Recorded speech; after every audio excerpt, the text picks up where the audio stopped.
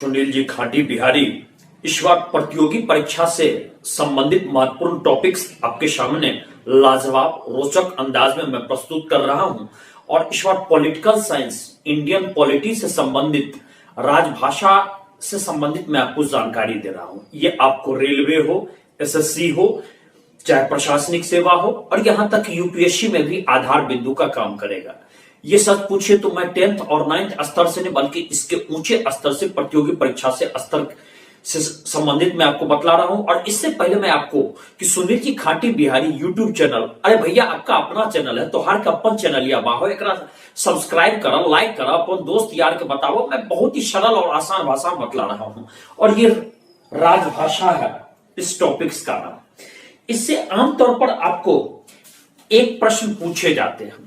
राजभाषा ऐसा हुआ कि जब देश आजाद हुआ तो 560 से अधिक रियासतें थी, 563 मान करके चले। सरदार वल्लभ भाई पटेल के विशेष प्रयास से वो रियासत एकीकृत हुई। वो रियासत कैसे एकीकृत हुई, किस तरह से हुई, ये एक अलग विषय है और इसका एक अलग व्याख्या है। लेकिन चूंकि हर रियासत, अधिकांश रियासत की अलग अलग भाषाएं थी। उत्तर भारत की भाषाएं अलग थी, दक्षिण भारत की अलग थी। कहीं कन्नड़ बोला जाता था, कहीं तेलुगु बोला जाता था, कहीं मलयालम बोला जाता था, कहीं पर हिंदी बोला जाता था, कहीं पर भोजपुरी बोला जाता था, कहीं मैथिली बोला जाता था। अब इतनी बड़ी भाषा का समायोजित करना, सच पूछिए तो भारत में 1500 के लगभग भाषाएं बोली जाती हैं।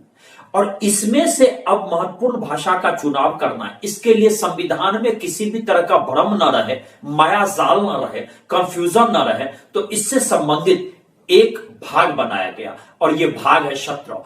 तो प्रथम प्रश्न जो आपका आता है कि भारतीय संविधान में कौन सा भाग राजभाषा से संबंधित है, भाग 17। यह प्रथम प्रश्न आपको मिल गया। भाग 17 में अनुच्छेद 343, याद रखेंगे, अनुच्छेद बार बार पूछता है प्रतियोगी परीक्षा में। अनुच्छेद 343 से संबंधित, राजभाषा से संबंधित दिया है। और यहां पर यह अनुच्छेद 343 के तहत आपको राजभाषा से संबंधित उल्लेख किया हुआ है। और इसी के तहत ऐसा भी राष्ट्रपति को पावर दिया गया है कि राष्ट्रपति चाहे तो अनुच्छेद 344 के तहत 344 और 344 के तहत राजभाषा आयोग का गठन करेगा। और राजभाषा आयोग जो महत्वपूर्ण भाषाएं हैं उसको संविधान के अनुसूची 8 में, अनुसूची ये अनुच्छेद से अलग हो, उसमें उसको दर्ज करेगी। तो जब ये बात हुई तो उसमें तत्कालीन राष्ट्रपति डॉक्टर राजेंद्र प्रसाद थे। उन्होंने बीजी खरे के अध्यक्षता में एक राजभाषा आयोग की नियुक्ति की। बीजी खरे महाराष्ट्र के रहने वाले थे और बीजी खरे का पूरा नाम था बाला साहब गंगाधर खेर। और बाला साहब गंगाधर खेर ये बहुत बड़े विद्वान थे। स्वतंत्रता आंदोलन में कई वर्ष जेल में रहे थे, 1930 के भी दशक में रहे थे, भारत छोड़ो आंदोलन के भी दशक में रहे थे। और आपको एक भी आश्चर्य कि मैं आपको जानकारी देना चाहता हूं कि बाला साहब गंगाधर खेर 1937 में जब बॉम्बे प्रोविंस था तो उसके प्रधानमंत्री बनाए गए थे। प्रधानमंत्री, आश्चर्य होगा, 1937 के दशक में वो वहां के प्रधानमंत्री थे। बहुत बड़े विद्वान भी थे। उन्होंने पूना यूनिवर्सिटी को स्थापित करने में भी बहुत महत्वपूर्ण भूमिका निभाई थी। तो इनके डॉक्टर राजेंद्र प्रसाद ने इनके ही अध्यक्षता में राजभाषा आयोग का गठन किया। राजभाषा आयोग ये 1955 में गठन किया गया था। कब? बीजी खरे के अध्यक्षता में, 1955 में। बीजी खरे प्रथम राजभाषा आयोग के अध्यक्ष थे। ये प्रश्न पूछता है, बराबर पूछता है, कई बार पीसीएस में भी पूछ चुका है। और अध्यक्षता में 1955 बना था, ईस्वी पूछता है। 1956 ईस्वी में इन्होंने अपना जो सिफारिश थी वो प्रस्तुत किया। इसके तहत उस समय उन्होंने 14 भाषा को संवैधानिक भाषा का दर्जा दिया था उस समय। और फिर ये स्टैंडिंग कमेटी में गई, पार्लियामेंट्री स्टैंडिंग कमेटी में, ज्वाइंट कमेटी में गई, फिर इस पर विचार हुआ और बाद में इसको स्वीकार भी किया गया। तो ये स्वीकार किया गया। तो इसमें अभी वर्तमान में जो स्थिति है, जो अनुसूची 8 अनुसूची 8 है। भारतीय संविधान में कौन सी अनुसूची भाषा से संबंधित, ये बराबर पूछा जाता है, तो अनुसूची 8, ये याद रखेंगे। इसमें कुल मिलाकर के 22 भाषा दर्ज है। कितनी भाषा? 22 भाषा। याद रखिएगा, भूलिएगा नहीं, बराबर पूछता है, लल्लन टॉप प्रश्न है। अब इस भाषा का मैं नाम एक बार आपको पढ़ देता हूं और आप इसको सुन ले। असमी, बांग्ला, गुजराती, हिंदी, कन्नड़, कश्मीरी, मलयालम, मराठी, उड़िया, पंजाबी, संस्कृत, सिंधी, तमिल, तेलुगु, उर्दू, कोंकणी, मणिपुरी, नेपाली, मैथिली, संथाली, डोगरी, बोडो, ये 22 भाषा है।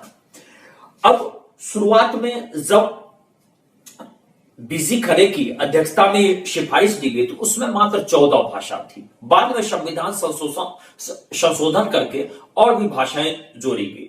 सबसे पहला संविधान संशोधन हुआ था वो 1967 में, और ये 21वां संविधान संशोधन। याद रखिएगा, कौन सा संविधान संशोधन? 21वां संविधान संशोधन। ये भी कई बार पूछे हुए हैं। 21वां संविधान संशोधन के तहत सिंधी भाषा को जोड़ी गई थी। सिंधी भाषा 15वां भाषा के रूप में भारतीय संविधान में दर्ज हुआ। इसके बाद फिर आगे जाकर के 1992 ईस्वी में 71वां संविधान संशोधन, 71th कॉन्स्टिट्यूशनल अमेंडमेंट, 71वां संविधान संशोधन से 3 भाषा और जोड़ी गई।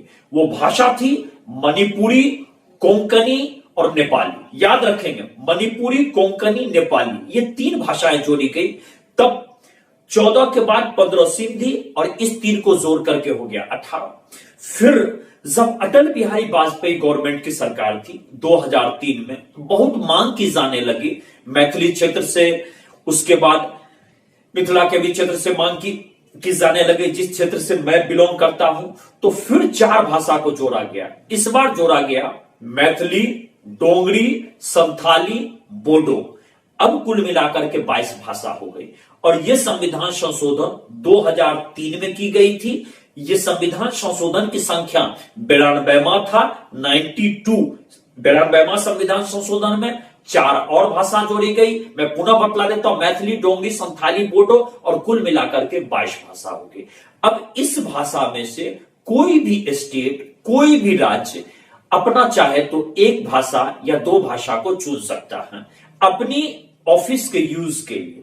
तो भारत की राष्ट्रभाषा हिंदी है, संघ की राजभाषा हिंदी है, अनुच्छेद 343 के तहत इस बात का उल्लेख है, और लिपि देवनागरी लिपि है। देवनागरी लिपि जो हिंदी में हम लोग लिखते हैं, अंग्रेजी में लिखते हैं उसको कहते हैं रोमन स्क्रिप्ट, ये जो लिखते हैं, तो ये देवनागरी लिपि अनुच्छेद 343 में बिल्कुल स्पष्ट उल्लिखित है।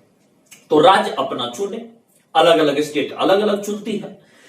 तो फिर लेकिन जहां पर संघ और राज्य के बीच में यदि किसी भी तरह का विचार विमर्श होता है तो उस स्थिति में संघ की ही दर्ज की गई भाषा का मान्यता प्राप्त होगा। तो अनुच्छेद 345 के तहत प्रत्येक राज्य को यह छूट दी गई है कि उसकी जो इच्छा, इन 22 भाषा में से जो इच्छा, 1 चुने 2 चुने अपनी इच्छा के मुताबिक। लेकिन संघ और राज्य में यदि किसी भी तरह का डीलिंग होता है तो वो संघ के राजभाषा के अनुसार होगा, या 2 राज्यों के बीच में यदि डीलिंग होता है तो वो भी संघ के राजभाषा के अनुसार ये होगा। इतनी स्वतंत्रता मिली। फिर इसके बाद अब समस्या हुआ कि जब अंग्रेज के काल से ही न्यायपालिका चली आ रही थी, और उस समय जैसा कि आपको मालूम है कि हाई कोर्ट हो, सुप्रीम कोर्ट हो, ये सब अंग्रेज के ही समय से चला आ रहा था। तो अंग्रेज के समय से चला आ रहा था, तो प्राय इसमें भाषा अंग्रेजी का इस्तेमाल किया जाता था। कई एक टर्म ऐसा होता था, कई एक ऐसे इसमें तकनीकी भाषा थी कानून की जो अंग्रेजी में ही उपलब्ध थी। तो भारत जब आजाद हुआ तो उस समय यह कहा गया कि न्यायपालिका की भाषा सर्वोच्च न्यायालय और हाईकोर्ट में अभी तत्काल 15 वर्ष के लिए अंग्रेजी रखी जाएगी। लेकिन 15 वर्ष के बाद भी तकनीकी रूप से ये कानूनी भाषा उतनी हिंदी में परिमार्जित नहीं हो पाई। इसके कारण क्या हुआ कि इसको अभी अनंत समय तक इसको छूट दे दिया गया है। तो सर्वोच्च न्यायालय और हाई कोर्ट में अंग्रेजी में ही कार्रवाई की जाएगी और कार्य की जा सकती है, तो ये उसको छूट दी गई है। इस तरह से आपको राजभाषा से संबंधित यही एक छोटा टॉपिक है, और प्रत्येक प्रतियोगी परीक्षा में आपको इन्हीं से संबंधित प्रश्न पूछेगा। अब जरा जल्दी से दिनेशवा, रमेशवा, रजीबा और गणेशवा, अर्तिया सब हाजिर हो जाओ। चलो इससे मैं ऑब्जेक्टिव प्रश्न पूछ रहा हूं। भारतीय इसमें राजभाषा से संबंधित कौन सा भाग है भारतीय संविधान में? बिल्कुल सही जवाब भाग 17 भाग है। बारे बारे बारे, बहुत जल्दी तुम रेलवे कंप्लीट करेगा, एसएससी कंप्लीट करेगा, बीपीएससी कंप्लीट करेगा। चलो गणेशवा तुम बोलो कि इसमें अनुच्छेद 343 क्या कहता है? अनुच्छेद 343 ये कहता है कि भारतीय इसमें संघ की भाषा या संघ की राजभाषा हिंदी है और लिपि देवनागरी। बिल्कुल सही जवाब। अब जरा ये बतलाओ कि भारतीय संविधान में भाषा से संबंधित कौन सी अनुसूची है? यह अनुसूची है 5 और 3 8, 8वीं अनुसूची। कौन सी अनुसूची? 8वीं अनुसूची। बारे बारे रजीबा, तुमको जरूर नौकरी मिलेगी। अगला अर्तिया हम तुमसे पूछ रहे हैं, भारतीय संविधान के 8वें अनुसूची में कुल कितने भाषा दर्ज है? 22 भाषा दर्ज है वर्तमान में। ये आगे बढ़ भी सकती है, आगे ज्यादा भी हो सकता है, इसलिए इसको आप बार बार शुद्धिकरण करते रहिएगा। यदि आगे जाकर के इसी वीडियो को सुनिएगा तो उसमें 22 में आपको हो सकता है सरकार यदि संविधान संशोधन से ऐड करती है तो जोड़ना। अभी वर्तमान में 22 भाषा है। अच्छा, न्यायपालिका के अब शुरुआत में कितने वर्षों के लिए किया गया था? 15 वर्ष। अभी वर्तमान में इसमें अनिश्चितकालीन के लिए बढ़ा दिया गया है। इस तरह से मैं सुनील जी खाटी बिहारी यहीं से विदा ले रहा हूं और इसको आप बार बार सुने और आपका हर प्रश्न राजभाषा से संबंधित आप उत्तर देने में समर्थ होंगे। बहुत जल्दी मैं दूसरे वीडियो में आपसे मिला। जय बिहार, जय भारत।